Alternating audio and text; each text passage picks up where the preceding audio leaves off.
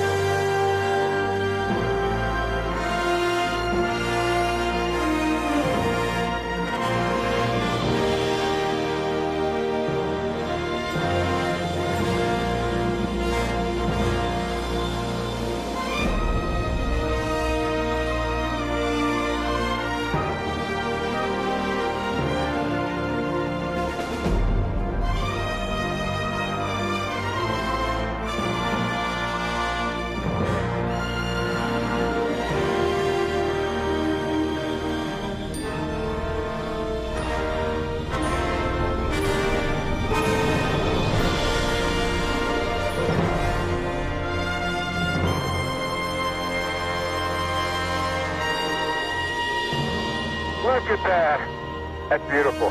It's got to be one of the most proud moments of my life, I guarantee you.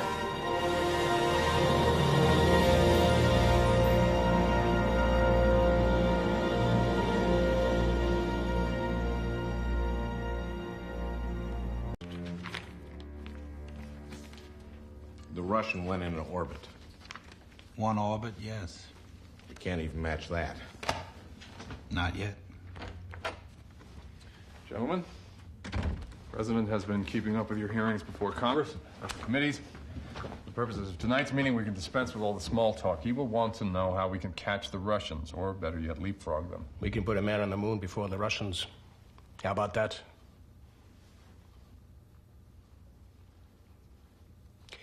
It will take a concerted national effort, something along the lines of the Manhattan Project.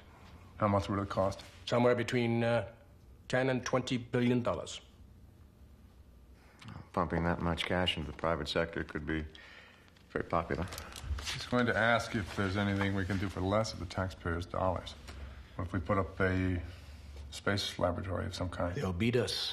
If we get into a race with them over heavy lifting capabilities, which is all that putting up a space station will demonstrate, we're going to lose for at least the next 5 years. Hugh, were you as sure about this when you were working under Eisenhower? No, but the Soviets hadn't put a man in space then. Most assuredly, the moon is their ultimate objective. Red Moon, huh? Who wants that hanging over our heads? As head of the President's Science Advisory, I've got to tell him that politics aside, there's no reason to put a man on the moon. The only thing we'll get for our money are some rocks. So put a probe up, scoop some out, bring them back, and tour the world with them for propaganda purposes. You don't need to send a man 250,000 miles away to do that. And it sure as hell won't cost $20 billion.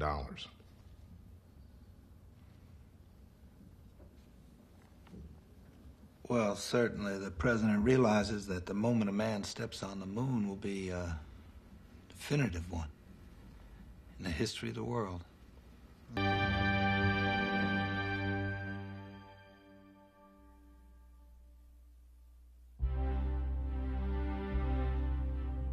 Okay, Houston, we're moving to the second site. The patterns of the landscape seem consistent with the photographs from 14. I see a large concentration of enormous boulders. This one boulder is very angular. It's got glass on one side with lots of bubbles. Looks fairly recent. Hey, give me your hammer.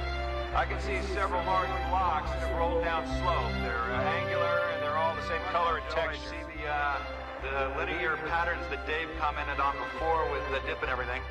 Okay, 8 kilometers up a little rise. Look at this baby climb the hill, and we're heading about 165 right now. This is Elbow right here, I believe. We're on the east rim fragment here.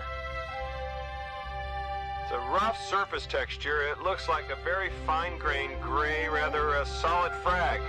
Could this be Riceline right here, Jim? We're on the edge of the Spur Crater now, and there is the usual basalt regolith with a corona of light albedo ejecta. Get the unusual one. Oh, boy. It's a beaut. And it's a white class, and it's about, Oh, man. Look at that. I can almost see twinning in there. Guess what we just found? Guess what we just found? I think we found what we came for. I think we found ourselves some anorthosite. That's it! That's the old San Gabriel Mountains. Roger, Dave. Make this bag 196 a special bag. Did you see that? Did you see that? You know, I doubt a random surface sample would have ever pulled that out of a hat. Yeah, really. Give me guys in the field any day. Yes, sir. That is science.